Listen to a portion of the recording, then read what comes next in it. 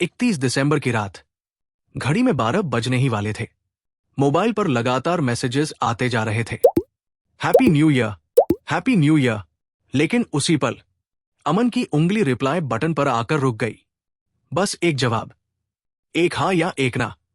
ये जवाब अमन की आगे की जिंदगी के लिए काफी अहम था और ये बात उसे साफ समझ आ रही थी। अमन 35 साल का था। उसकी जिंदगी बाहर से बिल्कुल ठीक लगती थी। प्राइवेट कंपनी की नौकरी, हर महीने सैलरी, घर में कोई टेंशन नहीं।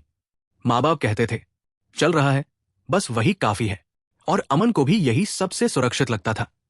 चल रहा है, सुबह वही बस स्टॉप, वही लोकल बस, वही चेहरे, आईने में वही आदमी जो खुद को समझदार मानता था।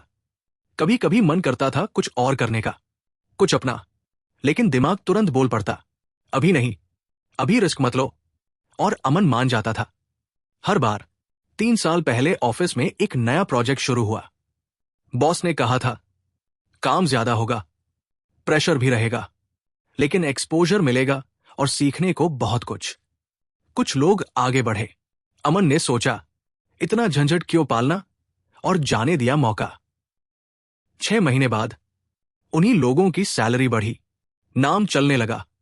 अमन ने खुद को समझाया प्रमोशन ही सब कुछ नहीं होता। फिर बाहर से एक ऑफर आया, छोटी कंपनी, कम पैसे, ज्यादा मेहनत। अमन ने मना कर दिया, स्टेबल नहीं है। धीरे धीरे ऑफिस में उसका काम बस निभाने लायक रह गया। ना बहुत जरूरी, ना बहुत मिस होने वाला। और सबसे खतरनाक बात, उसे ये बात समझ ही नहीं आई। दिसंबर की एक सुबह मीटिंग हुई। बॉस ने कहा अगले साल कंपनी कुछ बदलाव करेगी। अमन ने ज्यादा ध्यान नहीं दिया। हर साल यही सुनता आया था। कुछ दिन बाद बॉस ने उसे अलग बुलाया। एक नई टीम बन रही थी। काम टफ था, फ्यूचर साफ नहीं था। अमन ने वही सवाल पूछा, गारंटी है? बॉस चुप रहा। अमन को जवाब मिल गया। उसने मना कर दिया। 3 हफ्ते बाद, नए साल से ठीक पहले, एक मेल आया। कंपनी ने तय किया था जो लोग फ्यूचर के लिए तैयार हैं उन्हें रखा जाएगा, बाकी धीरे धीरे बाहर। अमन का नाम उसी लिस्ट में था। उस पल उसे पहली बार साफ दिखा, ये गिरावट कोई अचानक नहीं थी। जब रिस्पॉन्सिबिलिटी बढ़ी, उसने पीछे हटना चुना। जब रिस्क आया, उसने सेफ्टी पकड़ी। जब आगे बढ़ने का वक्त आया, वो वही खड़ा रहा। कंपनी ने भी वही किया। जो रिस्क नहीं लेता उसे साथ नहीं रखती। ये सजा नहीं थी, ये हिसाब था। और उस हिसाब में अमन अब जरूरी नहीं था। उस रात घर में पटाखों की आवाज थी, अंदर सन्नाटा, मोबाइल साइलेंट था, टीवी बंद। अमन बस बैठा रहा। पहली बार उसने खुद से साफ बात की। कंपनी ने उसे नहीं छोड़ा था, वो पहले ही खुद को छोड़ चुका था। हर बार जब रिस्क आया, वो रुक गया, और रुकते रुकते वो पीछे छूट गया। फेलियर ने नहीं रोका था उसे, डर ने रोका था।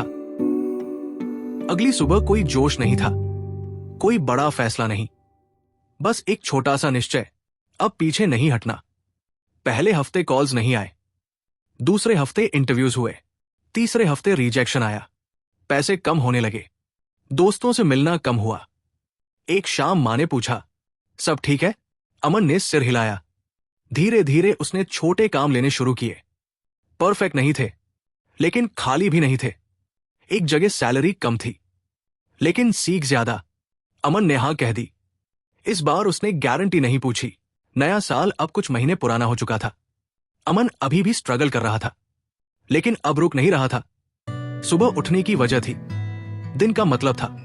सैलरी ज्यादा नहीं थी, लेकिन आत्मसम्मान लौट रहा था।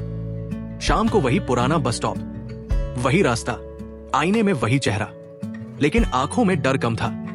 शायद जीत यही होती है, जब जिंदगी परफेक्ट नहीं होती, लेकिन डायरेक्शन सही हो जाती है। शायद इसीलिए हम ऐसी कहानियां सुनते हैं, क्योंकि हम सब कभी न कभी सेफ्टी चुनते हैं, और कभी कभी नया साल नहीं, बस थोड़ी सी हिम्मत जिंदगी को आगे बढ़ाने के लिए काफी होती है। ऐसी कहानियां जो आपको प्रोत्साहित करें, सुनने के लिए चैनल को सब्सक्राइब कीजिए। मिलते हैं अगली कहानी में।